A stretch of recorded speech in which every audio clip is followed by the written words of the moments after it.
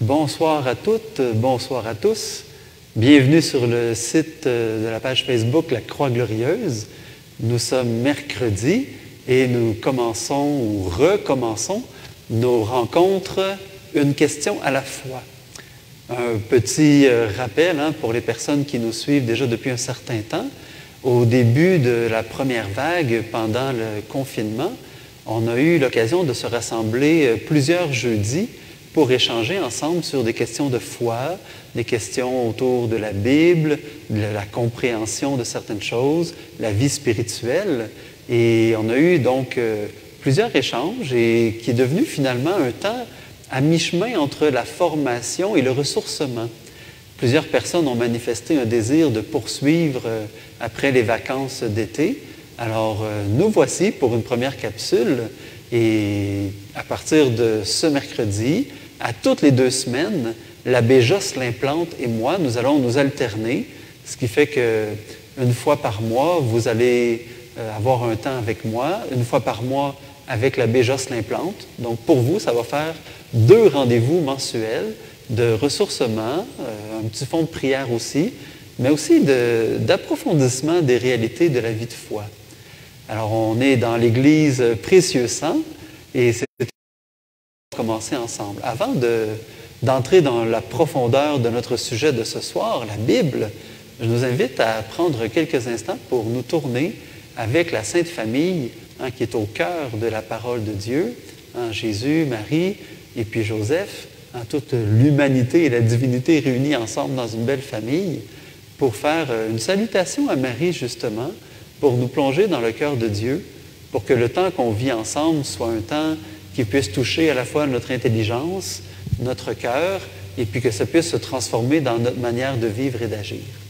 Alors, on peut se placer devant, peut-être à la maison, s'il y en a qui ont une croix ou une image de Marie, de Jésus que vous aimez. Ici, on a une très, très belle croix. On a une belle statue de la Sainte Famille. Alors, pour ceux qui n'en ont pas à la maison, je vous invite à les regarder, à les contempler et à prier avec moi. Au nom du Père, du Fils et du Saint-Esprit. Amen. Seigneur Jésus, au cœur de ce temps particulier pour notre monde, l'Église cherche des moyens de se nourrir. Et l'Église, ce n'est pas seulement l'Église dans sa hiérarchie, dans sa structure. L'Église, c'est d'abord chacun des enfants du Père. J'ai eu personnellement le cadeau de pouvoir m'unir à quelques personnes via une vidéoconférence il y a quelques jours pour faire un temps de prière autour de la parole de Dieu. Ça m'a fait beaucoup de bien. Alors ce soir, je te demande que ce temps d'échange entre nous, ce temps de questions, de réponses et d'approfondissement d'une des réalités importantes de notre vie de foi, la Bible, puisse nous permettre les uns et les autres de nous sentir en communion ensemble, de saisir aussi de l'intérieur que Dieu marche avec nous, qu'il ne nous laisse jamais seuls. Et nous nous confions à la Vierge Marie pour que ce temps de partage et d'approfondissement permette de porter un fruit immense. Elle qui avait tellement confiance en toi qu'elle a dit que tout se passe pour moi selon ta parole. Alors avec la Vierge Marie, que ta parole puisse s'accomplir en nous et que cette soirée nous donne le goût de creuser davantage dans ce trésor. Réjouis-toi, Marie, comblée de grâce. Le Seigneur est avec toi. Tu es bénie entre toutes les femmes, et Jésus, le fruit de tes entrailles, est béni. Sainte Marie, Mère de Dieu, prie pour nous pécheurs, maintenant et à l'heure de notre mort. Amen. Merci Marie, toi qui t'es faite docile à la parole, de l'accueillir en nous et avec nous. Au nom du Père, du Fils et du Saint-Esprit. Amen.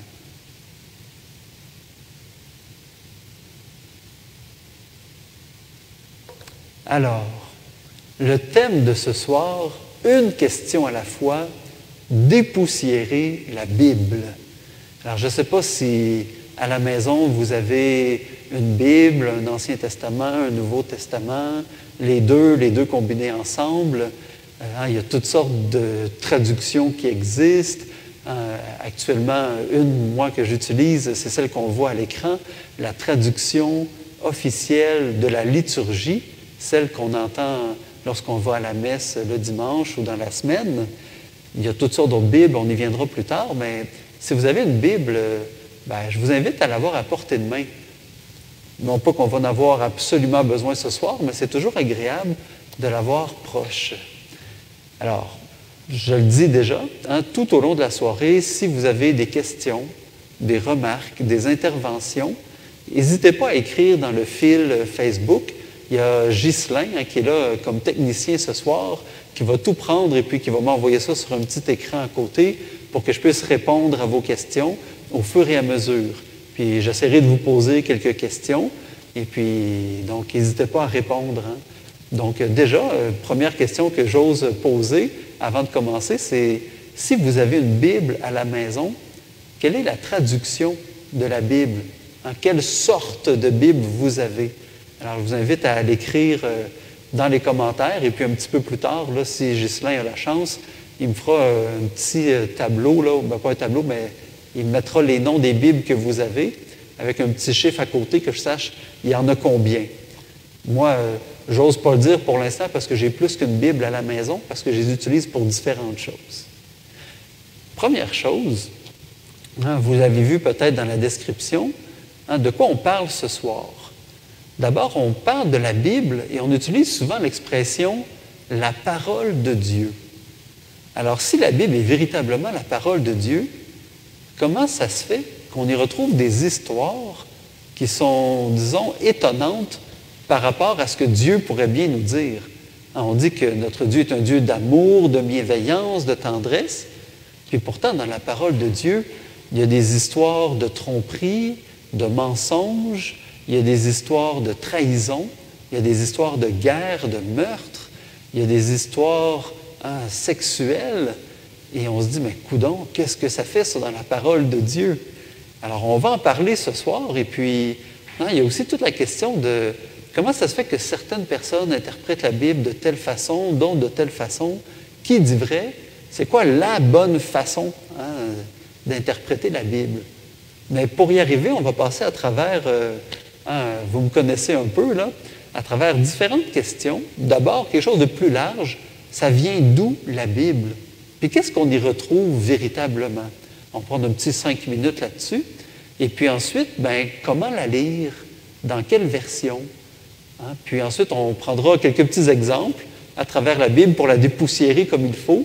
Puis ça va nous aider à comprendre un petit peu plus que lire la Bible, c'est pas toujours facile, mais c'est tellement fascinant et ça nous invite à entrer de plus en plus dans une relation profonde, une relation féconde avec le Seigneur qui est, lui, la parole de Dieu. Alors, commençons déjà avec la première question. D'où est-ce que ça vient, la Bible? Qu'est-ce qu'on y retrouve? D'abord, Bible, le mot lui-même, ce que ça veut dire, c'est bibliothèque. En fait, la Bible, ce n'est pas un livre, c'est un recueil de livres, c'est vraiment une bibliothèque, plusieurs livres qui ont été mis ensemble, et c'est des livres qui ont été écrits sur des centaines d'années par différentes personnes et dans différents styles. Vous savez, il y a différents styles littéraires. On peut lire un roman policier, ce n'est pas la même chose qu'un récit de voyage ou un blog. C'est 3 styles différents d'écrire qui ont des objectifs différents. Dans la Bible, c'est la même chose. On dit qu'il y a plusieurs livres, donc il y a plusieurs manières d'écrire. Il y a ce qu'on appelle les récits. Par exemple, les actes des apôtres sont un récit, le style des actes. On a, par exemple, la poésie. Pensons, par exemple, aux psaumes, qui sont des grands poèmes, ou encore, il y a une partie des livres de la sagesse, qu'on dit, qui sont écrits sous forme de poèmes. Et il y a même des poèmes qui sont inscrits à travers d'autres styles. Il y a les lettres, pensons aux lettres de Paul, Pierre, Jacques ou Jean dans le Nouveau Testament. Il y a des chants qui sont dans la Bible. Il y a des chroniques. Des chroniques, c'est simplement un peu comme on dirait un agenda. En telle année, tel roi était au pouvoir, il a fait telle chose. Telle année, c'était tel roi, telle autre année, telle autre année. Et c'est un peu comme les annales, des annales historiques. Il y a aussi tout un recueil de lois dans la Bible. Donc, c'est vraiment plusieurs livres dans la Bible qui ont chacune une utilité. Leur objectif commun, parce que si on les a rassemblés dans une même bibliothèque, c'est parce qu'ils avaient un objectif commun, bien, c'est de nous parler de Dieu, de nous parler de son amour pour nous, les humains. Dès le 1er et le 2e siècle, les chrétiens ont commencé à faire une liste des livres qu'ils reconnaissaient comme étant des textes sacrés et qui étaient la source du christianisme. Puisqu'ils se reconnaissaient comme les fils et les filles de la grande tradition juive, ils ont commencé par prendre les livres qu'on appelle aujourd'hui l'Ancien Testament, des livres qui étaient déjà reçus par les Juifs, et puis on dit, bien, dans ces livres-là, lesquels nous parlent de manière peut-être un peu cachée ou mystérieuse de la vie de Jésus ou de ce que Jésus allait nous apporter. Et on a pris ces livres-là pour les relire et les interpréter à la lumière de la vie de Jésus. Et puis ensuite, on a continué avec des nouveaux livres qui sont apparus. Au fur et à mesure que les apôtres et les premiers disciples mouraient, on avait peur de perdre ce qu'ils nous avaient dit. Alors, on a commencé à écrire. Par exemple, probablement que les évangiles de Matthieu, Marc, Luc et Jean ont été écrits en partie par ces apôtres-là, ces évangélistes-là, mais il n'est pas impossible qu'une partie de ces livres-là ait été écrite par d'autres personnes qui avaient tout entendu ce qu'eux annonçaient partout et qui ne voulaient pas le perdre et qui l'ont écrit en disant « l'Évangile selon Marc ». Alors, ce n'est pas forcément Marc qui a tout écrit mot à mot, mais on reconnaît que tout ce qui est là-dedans vient de ce que Marc a enseigné aux gens qui étaient proches de lui. Alors, au 5e siècle environ, on commençait à avoir une liste qui était régulière, qu'on appelle un canon. Un canon, ce n'est pas les coups de canon comme au temps de la guerre, là. Un canon, c'est simplement un recueil officiel. C'est ça que ça veut dire, qui fait office de loi. Alors, il y a un paquet de livres qui ont été reconnus comme étant la Bible des chrétiens, et notamment Saint Jérôme, au 5e siècle, a traduit la Bible pendant des années en latin, et il les a mis dans un ordre précis qu'on appelle aujourd'hui la Bible, la tradition de la Vulgate. Et cette forme-là était pas mal la forme définitive de la Bible. Et c'est autour des années 1546, il y a un concile qui a eu lieu dans la ville de Trente, et c'est là où la Bible a officiellement été arrêtée comme étant voilà ce que les chrétiens, les catholiques reconnaissent comme les textes sacrés qui sont au fondement. Donc, on l'a dit, il y a deux parties. Il y a l'Ancien Testament, et ancien, ce n'est pas dans le sens de vieux et plus bon. C'est dans le sens de vénérable. Quand on dit d'une personne, c'est un ancien, ça veut dire qu'il y a du vécu, il y a de l'expérience, il y a de la sagesse, il a accumulé toutes sortes de choses, puis il y a beaucoup de choses à transmettre. C'est la première alliance. Testament, ça vient du latin, testamentum, qui veut dire une alliance qui a été faite entre deux parties, entre Dieu et les humains.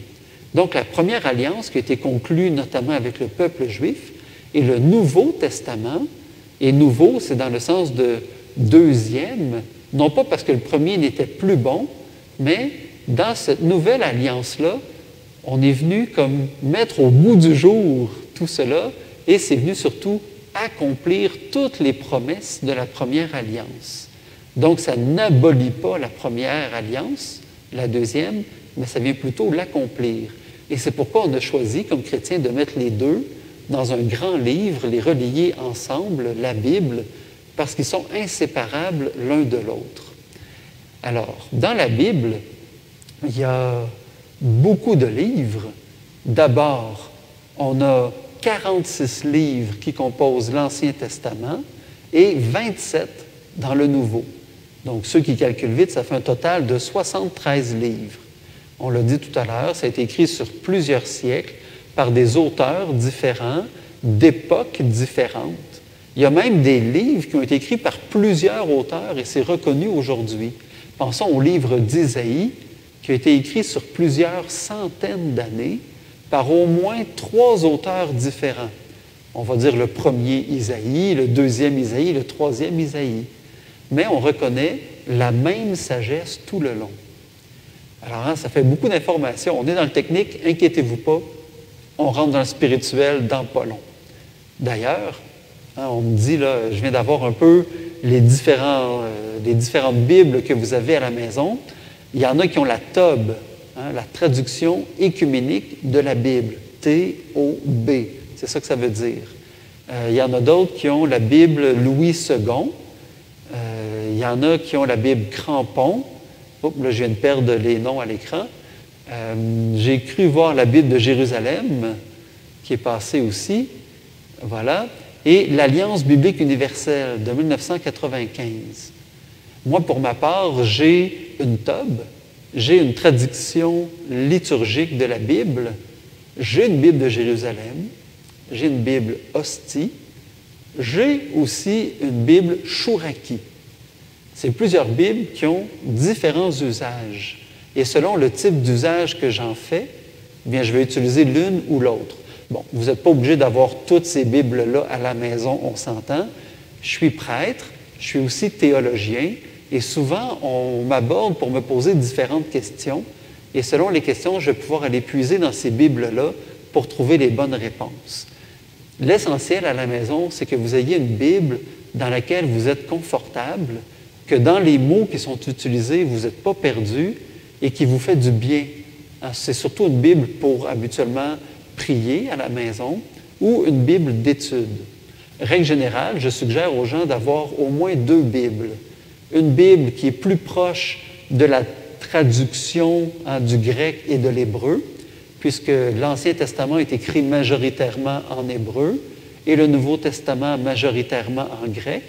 Alors, des Bibles qui sont plus proches de ces traductions-là pour l'étude, et une Bible qui est peut-être un petit peu plus en français courant, en français plus mâché. Pour la prière, c'est beaucoup plus facile. Je vous donnerai tout à l'heure une espèce de petite échéance, de petites lignes, quelles Bibles sont un petit peu plus proches des Bibles d'étude et quelles Bibles sont plus proches des Bibles de prière. Mais après ça, chacun selon ses goûts. On m'a posé une question tout récemment. Pourquoi parle-t-on de parole de Dieu lorsqu'on parle de la Bible? Parce que, dans le fond, on le dit, la Bible a été écrite par des dizaines de personnes différentes. Est-ce que ce ne serait pas plutôt la parole des humains qu'on devrait dire plutôt que la parole de Dieu? Bien, on utilise le mot parole de Dieu parce que ce n'est pas Dieu qui est apparu ou qui, de son nuage, a dicté exactement, vous écrirez ceci, cela. Attention, Marc, tu as mis une virgule où il ne fallait pas. Oh, Isaïe, non, c'est pas comme ça, il faut que tu corriges. C'est pas comme ça que ça s'est passé. La Bible contient, dans le fond, ce qu'on appelle la révélation. C'est un mot très important dans la foi chrétienne. Comment Dieu a révélé son existence, comment Dieu a révélé son cœur, son amour pour les humains. Il l'a fait en marchant avec nous dans toute l'histoire humaine, de la création jusqu'à nos jours. Et il y a des gens, d'une manière un peu plus particulière, qui ont été, je dirais, sensibles, attentifs aux événements de la vie du monde et qui avaient une manière d'entrer en relation avec Dieu unique. Et ils ont mis ça par écrit. Et on va dire que, c'est dans la foi de l'Église, l'Esprit Saint était à l'œuvre. L'Esprit Saint leur a donné les yeux pour voir, les oreilles pour entendre, et l'intelligence et le cœur pour mettre par écrit ce qu'ils ont vécu, ce que leur peuple a vécu, et souvent ils l'ont mis avec leurs mots, leur sensibilité. Cette révélation, elle s'exprime en premier lieu par l'Écriture. Et l'Écriture, donc, comprend l'Ancien et le Nouveau Testament. C'est sous l'inspiration de l'Esprit, non seulement pour ceux qui l'écrivent, mais aussi pour ceux qui vont l'entendre, ceux qui vont la lire et ceux qui auront le travail de l'interpréter. C'est toujours sous le même esprit. Et c'est pourquoi on parle de parole de Dieu. puisqu'on reconnaît que lorsqu'on fait cet effort de se mettre à son écoute, eh bien, c'est Dieu qui vient parler à nos cœurs, qui nous éclaire de l'intelligence du ciel pour comprendre la profondeur, pour entrer dans la fécondité de la parole. Donc, si c'est bien des humains qui l'ont écrit, l'ensemble de l'histoire qu'il raconte vient surtout de l'expérience de plusieurs générations, des personnes qui ont vécu sous l'inspiration de Dieu dans la personne de l'Esprit Saint.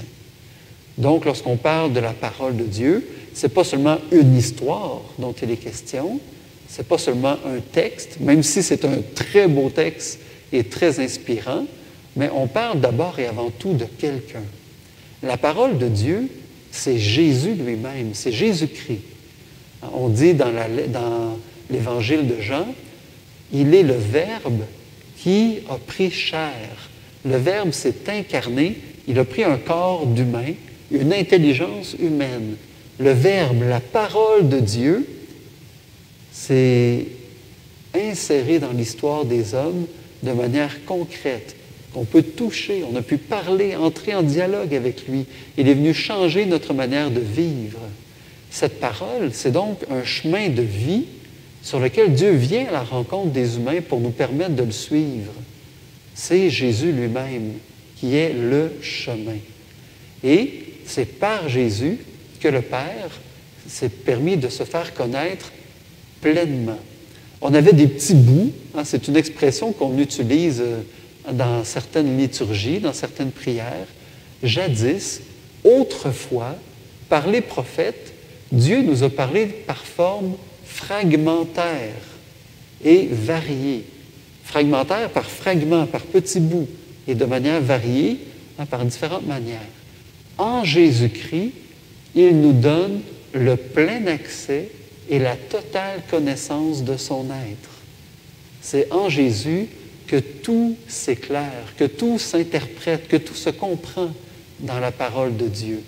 Et c'est pourquoi on utilise le mot « parole de Dieu », puisque c'est Jésus qui en est la clé. Donc, à travers tout ce que je viens de dire, une autre question se pose. Bien, tout à l'heure, Francis, tu disais, mais il y a toutes sortes d'histoires et des affaires qui ne semblent pas en cohérence avec le langage d'amour de Jésus dans le Nouveau Testament. On parle de violence, de guerre, on parle de meurtre, on parle de traîtrise, puis même, il y a des textes, on dirait, qui font l'éloge du mensonge. Pensons, par exemple, aux deux frères qui vont naître en même temps, Isaïe et Ésaü, et puis il y en a un qui va voler la place de l'autre, qui va voler la bénédiction de l'autre.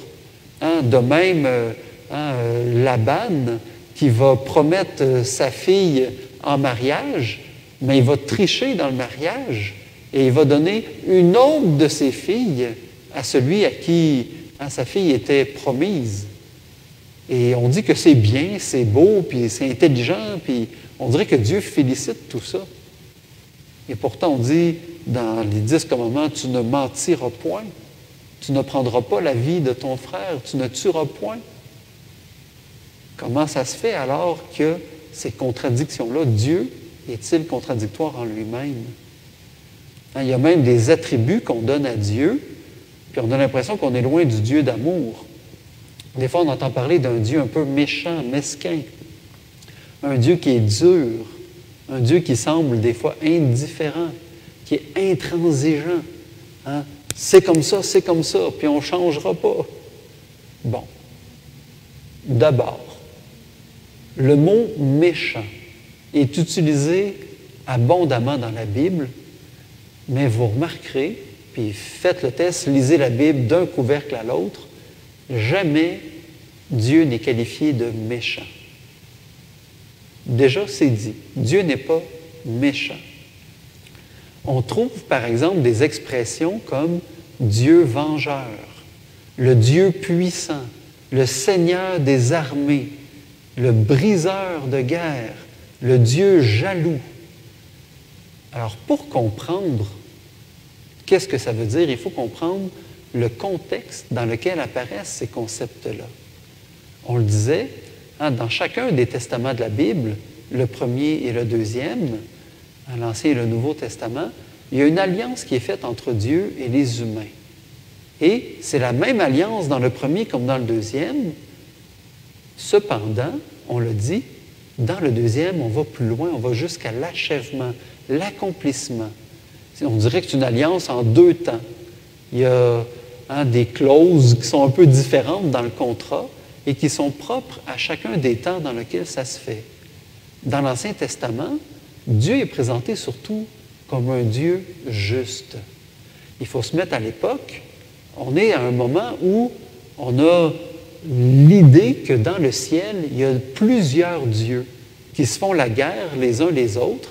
Et selon que mon pays remporte la guerre, ça veut dire que mon Dieu est plus fort que le Dieu des autres. Alors, il y a comme une querelle dans le ciel, et puis nous, on est un peu les marionnettes. Avec les Juifs, on commence à comprendre, d'une part, que ce qui se passe en haut, ce qui se passe en bas, on n'est pas des marionnettes. On a une liberté. Et on comprend qu'il n'y a pas des dieux, mais un seul Dieu. Et que ce Dieu-là n'est pas mesquin. Mais on est dans une époque de vengeance terrible. Ah ben là, tu viens de me voler un bœuf, je vais incendier ta maison. Mais là, tu as incendié ma maison, je vais tuer toute ta famille. C'est des escalades de violence sans cesse.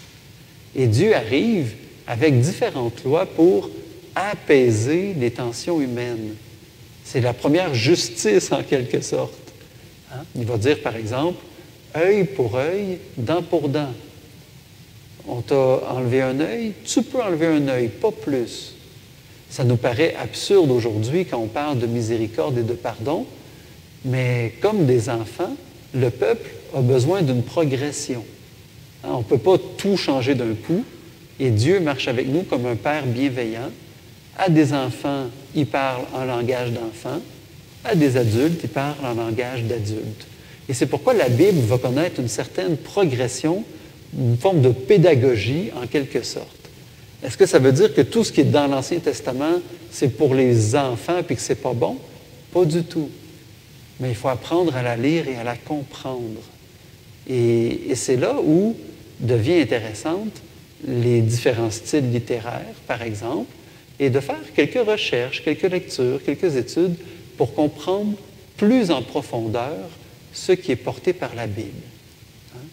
Bon, par exemple, lorsqu'on voit Dieu utiliser des propos qui semblent intransigeants, on remarque que finalement, Dieu n'est pas fermé aux humains, mais il est fermé à tout ce qui fait du mal aux humains. Le péché, la violence, la guerre, Dieu va dire, c'est fini. Tu fais du mal à tes frères, tu fais du mal à tes sœurs, je n'en veux plus. Et il va rajouter, je ne veux pas la mort du pécheur, mais qu'il renonce à sa conduite et qu'il vive. C'est donc que Dieu a conscience que le péché fait du mal autant aux personnes qui subissent le péché que les personnes qui commettent le péché.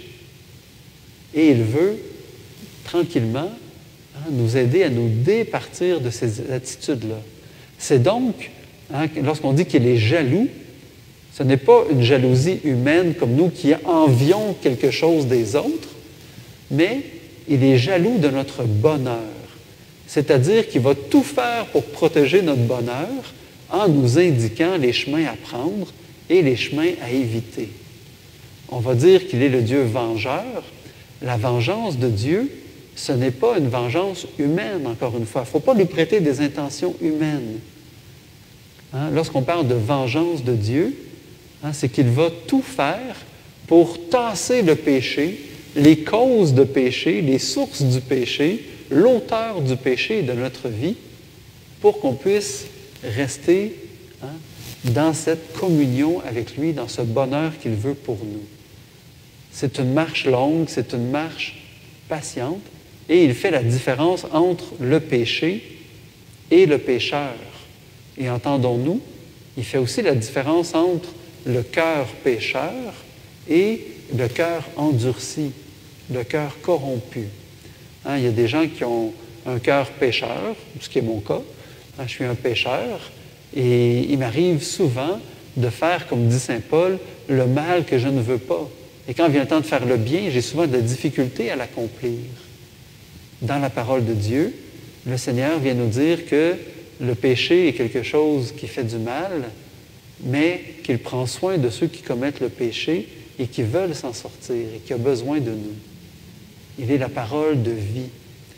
Par contre, pour ceux qui choisissent le chemin du mal, qui ont un cœur endurci, un cœur corrompu, c'est-à-dire des gens qui décident de demeurer dans des positions, des attitudes, des pratiques mauvaises pour jouir de quelque chose de mal acquis, peu importe les circonstances pour les autres ou pour soi, c'est là où le Seigneur va mettre son pied à terre, comme on dit, son poing sur la table pour dire « ça suffit ». Et c'est là où on a l'impression, des fois, dans la Bible, de voir un Dieu méchant. C'est pas qu'il est méchant, c'est qu'il veut casser, briser ce qui porte le péché et le mal. Depuis tout à l'heure, on parle, là, si j'entends des choses dans la Bible, c'est supposé être une bonne nouvelle, c'est supposé être quelque chose de beau, de bien, de bon, plein d'amour et de tendresse. Et c'est là on arrive dans la deuxième partie de notre soirée, dépoussiérer la Bible.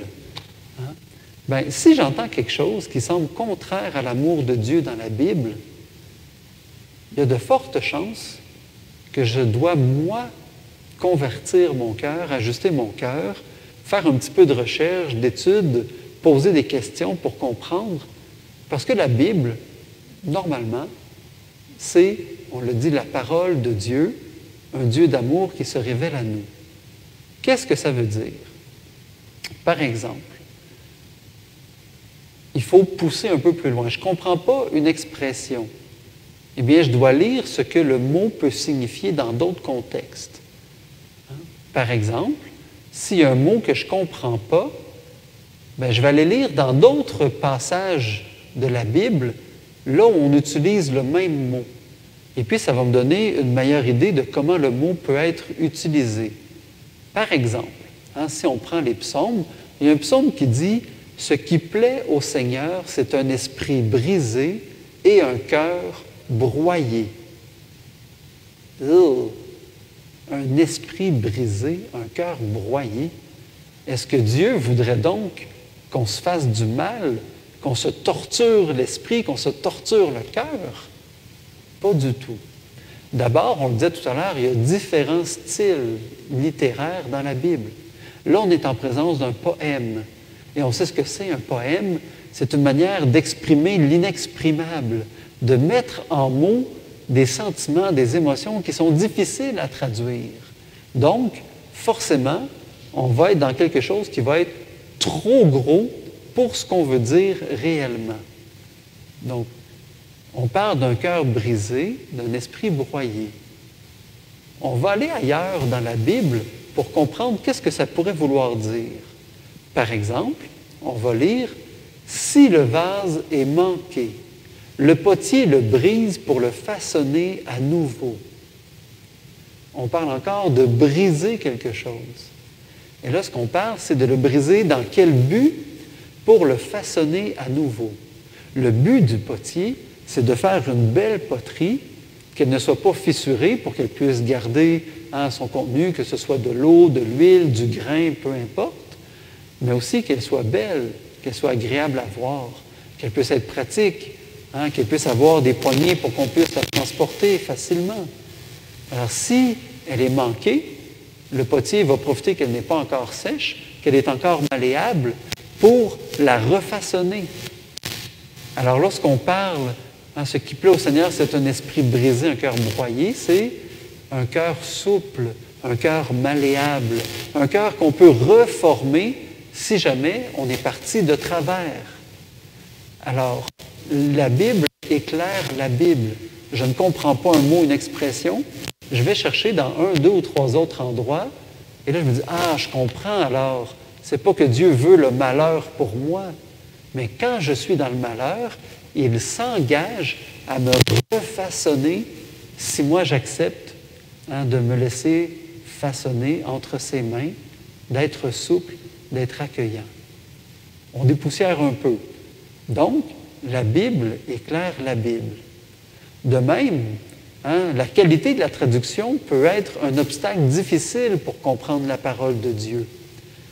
On l'a dit tout à l'heure, la Bible a été écrite principalement en hébreu, en grec, un peu d'araméen à travers tout ça. Et c'est des langues qui ne sont pas toujours faciles à comprendre parce qu'elles ne sont pas comme le français. Ce n'est pas la même structure de langage. Je vous donne un exemple. Dans la langue hébreu, la langue hébraïque, on n'a pas de mots qu'on dit conceptuels. Par exemple, l'amour, la violence, la colère, la tristesse. Ce n'est pas des mots qui existent dans la langue hébreu comme telle parce que c'est un concept. Un concept, c'est une idée qu'on ne peut pas toucher. On peut le ressentir, l'expérimenter, mais on ne peut pas le toucher comme tel. Alors, ce qu'on va faire, dans les peuples sémitiques principalement, on va utiliser ce que ça nous fait vivre. Prenons le mot « colère ». Le mot « colère », si on le traduit de l'hébreu, c'est « narine en feu ». Quelque chose en narine de feu. Pourquoi? Parce que quand on est en colère, qu'est-ce qu'on fait? On pompe intérieurement. Et puis en pompant comme ça, on devient tout rouge, on a les narines en feu. Alors, on va trouver un mot pour dire colère, c'est quand les narines deviennent de feu. Ou par exemple, les mouches. Les mouches, on peut les voir, les toucher. Mais c'est un peuple tellement concret que le mot hébreu pour mouche, c'est zevouv. On pourrait l'écrire Z-E-V-O-U-V. Zevouv. Pourquoi? Quand une mouche nous tourne autour de la tête, qu'est-ce qu'elle fait? Zevouv, zevouv, zevouv, zevouv, zevouv. Zevouv. Vous voyez comment c'est simple. Alors, c'est une langue qui est très concrète. Et nous, on est plutôt des gens qui sommes dans le monde des idées et de l'abstrait. Alors, lorsqu'on arrive dans la langue hébreu, on a un texte qui est traduit de là, alors des fois, c'est difficile de comprendre ce qu'il veut véritablement. Et d'aller chercher dans certains livres, ça peut nous aider à comprendre de quoi il est question. Et puis, on va comprendre que si Dieu a les narines en feu, c'est pas qu'il est en colère, c'est pas qu'il est méchant après nous, mais c'est qu'il souffre d'une forme d'impatience devant le péché et qu'il voudrait donc rapidement que le péché puisse être enlevé de nos vies puis qu'on entre dans la beauté puis dans la grâce. Mais on utilise le même mot pour exprimer deux réalités différentes. On parlait des styles littéraires, la poésie, l'épopée, la lettre, c'est toutes sortes de manières différentes d'exprimer les choses. On voit dans la parole de Dieu, à un endroit, Dieu qui va dire à son prophète, « Voilà, je donne toute cette région à mon peuple. Maintenant, allez, exterminez-les tous, rasez leurs maisons, incendiez jusqu'à leurs statues, leurs temples, qu'il ne reste rien, ni pierre sur pierre, et même la poussière, ne la reprenez pas pour construire vos villes. » Est-ce qu'on est Dieu destructeur? Bien sûr que non. Dieu n'est pas dans la destruction. Dieu édifie, Dieu construit, Dieu veut la paix pour son peuple. On est dans un style prophétique. Les prophètes parlent avec une forme d'intensité pour réveiller les gens. Quand tout va mal, qu'est-ce que les prophètes disent? Inquiétez-vous pas, Dieu veille sur nous, tout va rentrer dans l'ordre. Puis quand tout va bien, qu'est-ce que les prophètes font? Attention, malheur sur malheur, désolation, vous vous êtes assis dans votre confort. Attention, il y a quelque chose de terrible qui s'en vient. Si on reste dans notre confort, ce qui risque de se passer, c'est qu'on passe tranquillement à une tiédeur, qu'on s'éloigne tranquillement de notre cœur, que Dieu soit un acquis. Alors quand on est dans ce texte où Dieu parle d'exterminer tout, ce qu'il n'est pas en train de dire, c'est pas détruisez tout le monde, tuez tout le monde.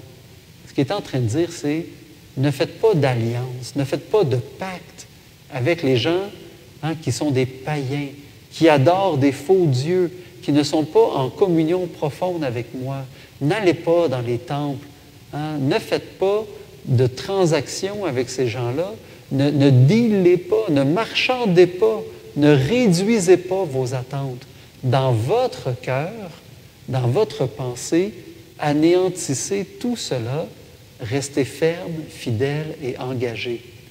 C'est complètement autre chose et on comprend que Dieu n'est donc pas un Dieu violent, mais un Dieu qui veut que nous fassions violence aux idées qui nous emmènent vers notre tristesse, notre malheur, vers ce qui nous fait du mal. Il y a aussi toute la question du contexte dans lequel les choses sont écrites. Hein, prendre une phrase, puis en dire, bien, c'est écrit ça dans la Bible, ça veut dire ça, on pourrait faire dire n'importe quoi. Hein? Qui a dit la phrase? Dans quelle intention? Et qu'est-ce qui vient un peu avant? Qu'est-ce qui vient un peu après? Un autre exemple que je vous donne, c'est tiré du livre de l'Ecclésiaste. Alors, on a déjà entendu cette phrase-là, « Vanité des vanités, tout n'est que vanité. » Hein? Qu'est-ce que ça veut dire? On a l'auteur de l'Ecclésiaste qui semble être en profonde dépression. Rien de nouveau sous le soleil. Hein? On a beau semer, à un moment donné, les récoltes, c'est fini. On a beau manger, il faut recommencer le lendemain.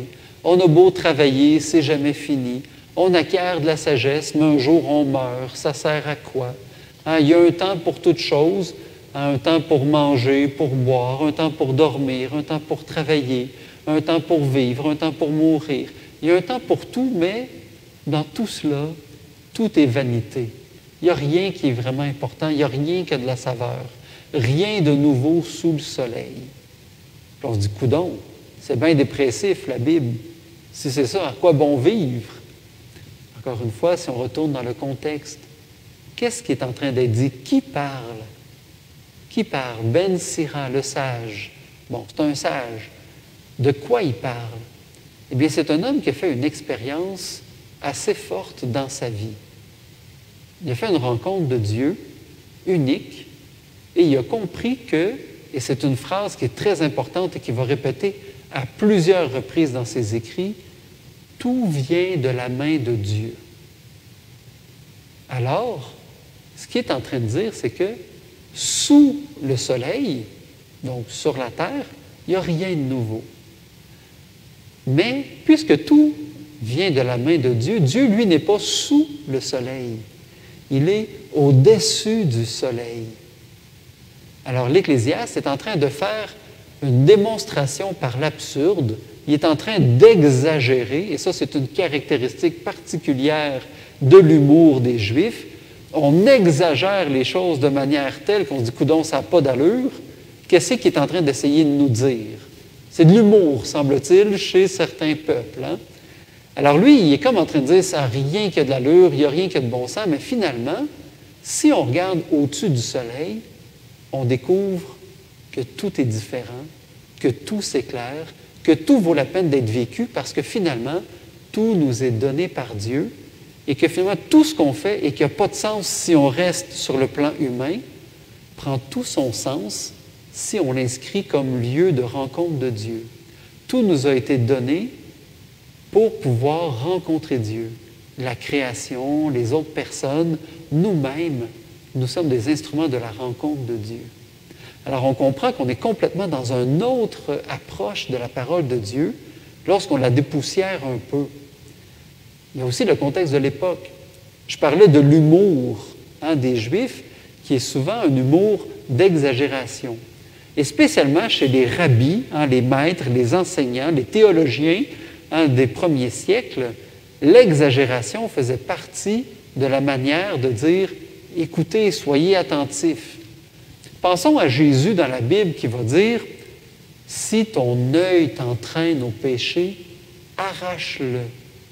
Mieux vaut entrer borgne au royaume des cieux que d'aller en enfer avec les deux yeux. Si ta main ou ton pied t'entraîne au péché, coupe-les, jette-les loin de toi. Mieux vaut rentrer manchot ou estropié au royaume de Dieu que de périr en enfer avec tout son corps. » Nous, on entend ça, puis on se dit, mon Dieu, s'il fallait que je fasse ça, il ne me resterait plus grand-chose. Je serais obligé de me découper en petits bouts partout, partout. Quand les gens entendaient ça à l'époque de Jésus, les gens éclataient de rire. Les gens se tapaient sur les cuisses, avaient de la misère à respirer tellement c'était drôle pour eux. Parce que les gens comprennent bien que l'œil, c'est pas lui, il n'y a pas sa petite bouche qui nous dit « Francis, regarde quelque chose de mauvais. » Mon œil ne me parle pas. Mon œil n'a pas de volonté. Mon œil ne peut pas m'entraîner, moi, au péché. Ce n'est pas ma main qui va frapper quelqu'un. C'est moi qui va utiliser ma main pour frapper quelqu'un, pour faire du mal, pour prendre quelque chose qui ne m'appartient pas. Ce n'est pas mes pieds qui vont me conduire dans des lieux que je ne devrais pas aller. C'est ma décision, c'est mes choix. Et les gens le comprennent. Au début, ils écoutent, puis voyons de quoi il parle, il est bien bizarre. Ah, OK. Là, ce qu'il est en train de dire concrètement, c'est, regarde, ta main, ton pied, ton œil, c'est pas ça le problème. Ne te déresponsabilise pas sur les choses extérieures. Tes décisions, tes pensées ont le pouvoir de te conduire à faire le bien ou le mal. Arrache de ton esprit les pensées qui te conduisent à utiliser mal tes yeux, tes mains, tes pieds. Arrache la source véritable du péché, les désirs mauvais de ton cœur. On comprend qu'on est complètement ailleurs, encore une fois. Dieu ne nous demande pas de nous mutiler. Ça n'a aucun sens. Il n'est pas un Dieu mesquin, il n'est pas un Dieu pervers. Mais il parlait le langage de l'époque, avec les coutumes de l'époque. Et notre travail, notre devoir comme chrétiens d'aujourd'hui, c'est d'entrer dans cette culture-là un peu pour la comprendre, pour être capable d'appliquer au jour d'aujourd'hui comment faire. On pourrait continuer encore longuement comme ça avec toutes sortes de questions, toutes sortes de passages pour comprendre un peu plus qu'est-ce que ça veut dire. D'ailleurs, je vous invite, peut-être pour les prochaines fois, mais déjà ce soir, maintenant, s'il y a des passages que vous dites « Hey, j'aimerais ça avoir un peu d'éclairage là-dessus. Ça veut dire quoi telle affaire? » Bien là, je comprends que ça ne veut pas dire que Dieu est méchant, que Dieu veut le mal, que Dieu est colérique. Mais ça veut dire quoi tel passage? Écrivez les passages dans le fil des commentaires, puis on y viendra ensemble, dans des prochaines rencontres peut-être. Écrivez vos questions par rapport à la Bible. Donc, on pourrait continuer longuement. L'essentiel, vous comprenez donc, c'est de faire appel au gros bon sens, de faire appel à son cœur aussi. Quand notre cœur a un malaise devant quelque chose qu'on lit dans la Bible, ce n'est pas normal. On devrait, parce que la Bible, c'est un recueil d'une histoire d'amour entre Dieu et sa création, entre Dieu et ses enfants. Donc, on devrait ressortir de toute lecture de la Bible avec un cœur plein de paix, plein de joie, plein d'espérance, plein d'énergie, le goût de répandre l'amour partout. Si je lis la Bible et que ça ne fait pas ça, c'est que j'ai besoin de la lire avec peut-être un peu plus de profondeur, un peu plus de connaissance. Quelques trucs pour nous aider. La première chose, ne pas lire seul. Lire avec d'autres personnes. Saint Bernard, qui aimait beaucoup lire la parole de Dieu, disait « Combien de choses qui m'étaient inaccessibles lorsque je lisais la Bible me devenaient de nourriture agréable lorsque je partageais la Bible avec mes frères et mes sœurs. » Souvent, en partageant avec d'autres personnes, « Ah, mais moi, ça me fait penser à tel autre passage de la Bible. Ah, moi, j'ai déjà entendu une homélie qui disait, « Ah, ben moi, j'ai suivi une formation diocésaine qui m'a permis de comprendre que telle affaire, telle affaire. » En se mettant ensemble, on arrive à éclairer les choses. Autre chose, on sait que Dieu ne vient pas pour juger, mais pour sauver. Ça veut dire qu'à toutes les fois que quelqu'un utilise la parole de Dieu pour enfermer quelqu'un, pour juger quelqu'un, pour empêcher quelqu'un d'accéder au salut, à l'Église, au sacrement ou à toute autre réalité, il n'est pas tout à fait dans l'intention de Dieu dans sa parole. Rappelons-nous que la parole de Dieu, avant d'être un texte, c'est une personne, Jésus-Christ. Et c'est Jésus lui-même qui vient nous sauver, nous élever. Il est venu pour que notre joie soit complète. Il est venu pour nous rassembler comme les brebis d'un seul troupeau. Il n'est pas venu nous diviser, nous séparer les uns des autres. Il est venu pour que nous soyons tous ensemble à marcher à sa suite. Alors si l'interprétation que je donne à la parole de Dieu exclut quelqu'un du projet de Dieu, j'ai peut-être besoin de creuser encore un petit peu plus et de me poser la question, qu'est-ce qu'il y a derrière ce texte-là? Rappelons-nous que Dieu offre son amour à toute personne. Dieu est venu sauver toute personne humaine. Personne n'est exclu. Toute personne qui désire l'accueillir ne sera pas rejetée, mais accueillie. Rappelons-nous qu'il accueille le pécheur. Il va mettre des règles. Si ton cœur est corrompu, ça veut dire que tu as posé le choix de ne rien savoir de Dieu. Tu as choisi le mal. Mais si tu commets le mal, puis que tu veux t'en sortir, puis que tu retombes sans cesse, viens, on va travailler, on va marcher ensemble tranquillement. Donc, tout ce qui va à l'opposé du bonheur, de la communion, de la vérité, de la bienveillance, de la tendresse, de la lumière, de la liberté, de la guérison, de la libération, tout ce qui est contraire à ça n'est pas une bonne lecture de la parole de Dieu. Et il faut la creuser davantage, puisque Dieu est amour. Je termine là-dessus, sur cet aspect-là. Je me permets de répondre rapidement à 2 questions plus précises qui ont été posées par rapport à la parole de Dieu. Et vous allez voir, tout ce qu'on a dit va permettre de l'éclairer. Une première question qu'on m'a envoyée, c'est, dans la prière du Notre Père, on lit « Que ton nom soit sanctifié ». Et puis la personne me dit que, il y a des gens qui vont traduire en disant « Que ton nom soit connu de tous les hommes ». Est-ce que c'est correct? C'est la question qui m'a été posée. D'abord, je me permets un petit clin d'œil. Correct, pas correct. On a tendance, comme être humain, à vouloir classer les choses et même parfois, malheureusement, les personnes dans 2 grandes catégories. Bien, mal. Correct, pas correct. Ami, ennemi. Tout est tranché. Il faut être vigilant parce que, excusez-moi, la vie est faite de nuances et c'est rare les choses qui sont toutes blanches ou toutes noires. Mais bon, une fois que ça s'est dit, il faut comprendre que le verbe « connaître » a un sens biblique bien particulier. Nous, lorsqu'on parle de la connaissance, c'est d'avoir des informations au sujet de quelqu'un ou de quelque chose. Connaître, dans la Bible, c'est beaucoup plus que savoir. Connaître, ça veut dire adhérer, participer, communier, intégrer quelque chose pour que ça devienne un peu une partie de nous-mêmes. Donc, dans la Bible, on utilise parfois l'expression « connaître le nom de Dieu ». Connaître le nom, c'est donc adhérer à Dieu, être son fidèle, participer à son projet, communier à sa manière de voir et de penser le monde. Que ton nom soit connu, on s'entend que c'est beaucoup plus que les gens savent t'es qui, c'est quoi ton nom. Lorsqu'on utilise cette expression-là, que ton nom soit connu, c'est que ton nom soit vécu à travers le cœur de toute l'humanité. Que ce que tu es, que ce que tu portes comme présence puisse être répandu dans les cœurs. Parce que le nom, dans la Bible, c'est beaucoup plus qu'une manière pratique de distinguer 2 personnes. C'est-tu Joe ou c'est Jack? Le nom est porteur aussi d'une mission, d'un projet.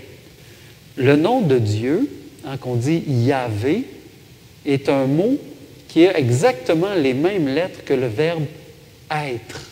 C'est pourquoi on va dire dans la Bible, Dieu se présente comme étant « je suis ». Celui qui est, l'être. Donc, Dieu, c'est l'existence, la vie, la croissance, la fécondité. Alors, lorsqu'on dit que ton nom soit sanctifié ou qu'on dit que ton nom soit connu de tous, on dit à peu près la même chose, en effet. Mais il faut comprendre le langage biblique derrière. Sinon, c'est facile de dire « Ah, ben moi, je connais le nom de Jésus, je suis correct, je peux faire ce que je veux, puis ça y est, j'ai plus de responsabilité, j'ai plus besoin de m'occuper de faire le bien. » On est en dehors de ce que la parole de Dieu nous dit. Voyez comment ça peut être subtil et comment ça peut être beau, nourrissant et engageant de connaître et d'approfondir ce qu'il y a dans la parole de Dieu. Une autre question qu'on m'a posée, c'est par rapport à comment ça fonctionne, les traductions. Hein? Il y a plusieurs traductions de la Bible. On en a nommé plusieurs tout à l'heure. Hein? Ben, c'est laquelle la meilleure pour nous, les catholiques? C'est une question qui m'a été posée. J'ai déjà répondu un petit peu, mais j'y reviens en donnant un petit peu plus de détails. On ne peut pas dire qu'il y a une bonne, une mauvaise, une meilleure, une moins bonne. Ça dépend toujours de ce qu'on veut en faire, du besoin qu'on a, de nos capacités aussi de comprendre et d'entrer dans la profondeur. Par exemple, je le disais, il y a des Bibles qui sont beaucoup plus pratiques pour faire des études parce qu'elles sont plus proches du texte original. Puis il y a des Bibles qui sont un peu plus faciles d'accès pour la compréhension, qui sont traduites dans des mots plus simples. Hein? Bon, je donne quelques exemples. On a par exemple la Bible de Jérusalem, qui est une Bible qui est à mi-chemin entre la Bible d'études et la Bible de prière, mais qui est un petit peu plus proche de la Bible d'études. Il y a des mots un peu plus compliqués. Hein? Par exemple, on va parler de sacrifice propitiatoire. Si on ne sait pas ce que c'est, ça peut être ardu à lire. Ça peut être intéressant de plonger dans une Bible comme celle-là quand même, de sortir de notre zone de confort, de prendre notre dictionnaire, notre encyclopédie et d'approfondir. Pourquoi pas de faire des recherches pour trouver des encyclopédies bibliques aussi, des dictionnaires bibliques qui nous aident à comprendre la profondeur de certains mots. Donc, la Bible de Jérusalem, hein, pour quelqu'un qui va être un petit peu plus proche de la traduction, proche du grec, c'est intéressant. Mettons, on va aller dans un extrême. La Bible la plus proche qui existe, c'est la Bible Chouraki. Chouraki, on traduit presque mot à mot. Hein? On va même avoir souvent le texte en hébreu au-dessus, puis en français en dessous, ou en grec au-dessus, puis là, c'est mot à mot. Fait que là, on va lire des phrases comme « briquetons des briques, pierrons des pierres ». Ça veut dire quoi? Hein? Alors que si on va dans une traduction française en français courant, la Bible en français courant, c'est complètement à l'opposé. Il n'y a pas plus que 1000 mots qui sont utilisés pour l'ensemble de toute la Bible. Donc, très simple, pour que ce soit accessible même aux enfants. Là, on va avoir des briques, tout simplement. Vous voyez? Donc, selon que j'ai besoin de plus ou de moins, on peut passer de l'un à l'autre. Dans les commentaires, je mettrai une photo après le live, parce qu'on termine dans 1 minute. Je mettrai une photo qui vous permet d'avoir accès à différents types de traductions, puis où est-ce qu'elles se trouvent entre la Bible d'études et la Bible de prière, la Bible plus accessible. Pour ma part, je le disais, j'aime bien utiliser les deux. L'une plus pour la prière, moi c'est la traduction liturgique que j'aime beaucoup utiliser. Et j'aime beaucoup utiliser la Bible Tob. Tob veut dire traduction écuménique de la Bible. Ça veut dire que des catholiques, des protestants, des anglicans, des orthodoxes, des gens de toute confession chrétienne se sont entendus pour dire oui, on reconnaît dans cette traduction-là, des mots qui nous ressemblent. Même pour l'Ancien Testament, pour les livres qu'on a en commun avec le peuple juif, il y a un consensus sur la traduction dans la Tob. D'ailleurs, il y a un petit jeu de mots, Tob, T-O-B, on dit traduction écuménique de la Bible, mais en hébreu, le mot Tob, T-O-B, veut dire bon, la bonne Bible. Alors, ça vous montre qu'il y a des jeux de mots partout dans la Bible, même dans son nom. Voilà. Alors, somme toute, je fais un petit résumé rapide. Lorsqu'on approche de la parole de Dieu, il faut oser sortir de nos habitudes. On est habitué de l'entendre souvent. On l'a souvent entendu commenter. Osons avoir une Bible dans une traduction qu'on n'est pas familier, qui nous dérange un peu, qui vient changer nos habitudes pour la dépoussiérer, qui nous force à creuser les mots pour dire qu'est-ce que ça veut dire exactement. Est-ce que je suis sûr de ce que j'ai lu? Rappelons-nous que la Bible, c'est d'abord écrit le long d'une longue histoire et que la Bible, c'est l'histoire d'un Dieu qui vient rencontrer l'humanité et qui marche avec l'humanité pas à pas, qui l'éduque progressivement et qui lui donne le meilleur de lui-même jusqu'à donner son Fils. Rappelons-nous que comme il y a différents êtres humains, il y a différentes sensibilités humaines, il y a différentes manières d'écrire dans la Bible qui permet à tous de s'y retrouver. On retrouve tous les états d'âme de l'être humain dans la Bible parce que c'est des êtres humains qui partagent leur histoire avec Dieu. C'est aussi des récits qui ont parfois été empruntés à d'autres traditions et qui ont été ajustés. Si on prend le récit de Moïse, par exemple, si on va chez les peuples babyloniens, il y a un récit qui ressemble étrangement à celui de Moïse. Mais en réalité, c'est celui de Moïse qui ressemble étrangement à ce récit-là, puisque le récit babylonien date de plus longtemps. Donc, il y a toutes sortes de récits, mais qui viennent nous parler que Dieu nous parle à travers notre histoire, nos connaissances, nos sensibilités, et que l'Esprit Saint est capable de passer à travers tout, toute circonstance, toute situation, toute personne, pour nous révéler jusqu'à quel point Dieu veut être avec nous jusque dans notre soupe.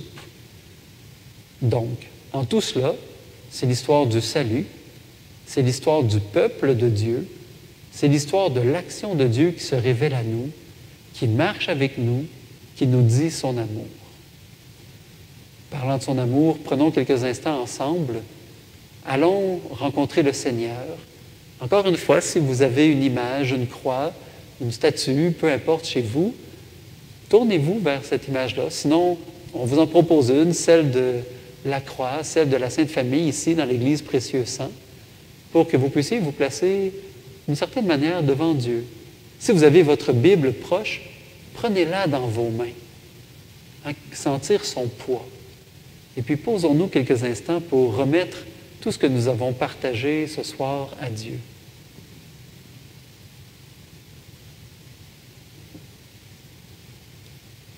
Seigneur Jésus, je veux te remercier ce soir parce que tu es un Dieu proche, tu es un Dieu bienveillant, tu t'occupes de nous, tu ne nous abandonnes pas.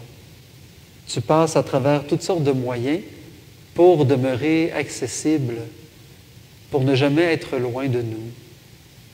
Tu es passé par la parole, tu es passé par l'Écriture, à travers les sacrements, tu te fais présent. Tu passes aussi par nos sœurs et par nos frères.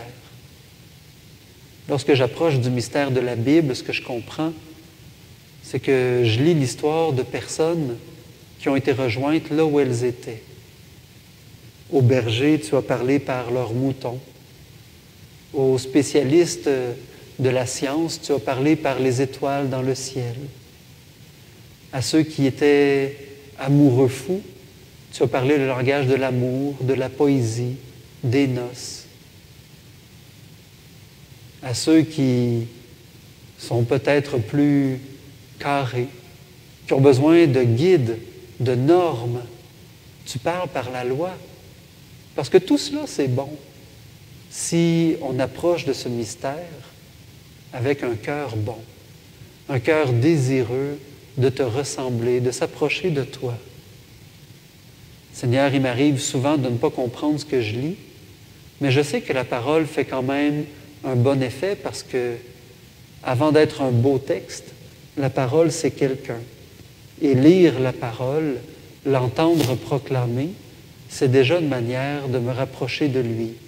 C'est un premier effort que je fais. Aujourd'hui, je te demande ton Esprit Saint, celui qui a éclairé tous ces hommes, ces femmes, au fil de l'histoire qui sont à la source des Écritures. Que celui qui les a inspirés m'inspire lorsque je la lis, qu'il m'inspire aussi d'aller à la rencontre de frères et sœurs partout dans le monde, et à commencer par les gens de ma maison, de mon entourage, mes amis, pour que nous ouvrions ensemble la parole de Dieu, que nous prenions des temps de prière avec elle ou simplement de partage. Moi, aujourd'hui, je vois dans cette parole une bonne nouvelle. C'est celle-ci. Ce mot me touche parce que. Et à travers cela, Seigneur, que ton Esprit vienne nous éclairer. Nous l'avons dit, Seigneur, la Vierge Marie a été une femme attentive à la parole. Elle l'a gardée dans son cœur, elle l'a méditée. Nous la prenons par la main ce soir et nous lui confions notre désir d'entrer plus en profondeur dans la parole, de la dépoussiérer un peu. Mais au final, ce que je découvre, c'est que ce n'est pas tant la Bible qui a besoin d'être dépoussiérée, mais surtout mes yeux, mon cœur. Alors que la Vierge Marie intercède pour ma conversion. Réjouis-toi, Marie, comblée de grâce. Le Seigneur est avec toi. Tu es bénie entre toutes les femmes, et Jésus, le fruit de tes entrailles, est béni. Sainte Marie, Mère de Dieu, prie pour nous pécheurs, maintenant et à l'heure de notre mort. Amen. Que le Seigneur nous bénisse, qu'il nous garde, que sa parole réchauffe nos cœurs, lui qui est Père, Fils et Saint-Esprit. Amen. En terminant, je vous remercie d'avoir été là.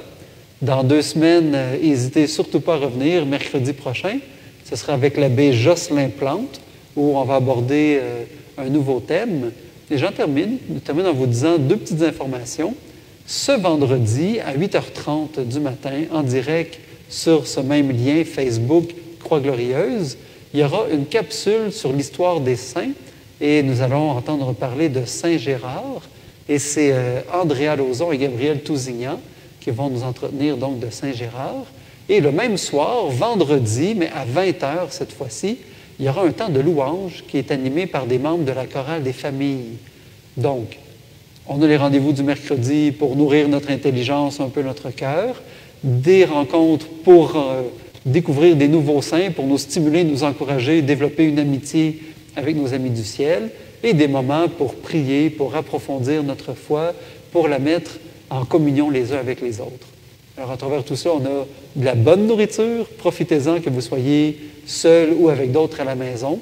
Mais surtout, restons dans une grande communion de prière. Amen.